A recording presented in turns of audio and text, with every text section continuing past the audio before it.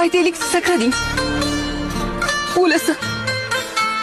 Ular seni bir necha kundan keyin unutishadi. Hamma hech nima bo'lmagandek o'z hayotini davom ettiradi. Biroq yaqinlaring, ular haqida umuman o'ylamaysanmi? Ortingda qoladigan dard haqida hech o'ylamayapsanmi? Oying. Tasavvur qil, oying hayotingdan butunlay chiqib ketganini o'yla. Agar seni o'rningga u o'zini o'ldirsa, yolg'iz nima qilgan bo'larding?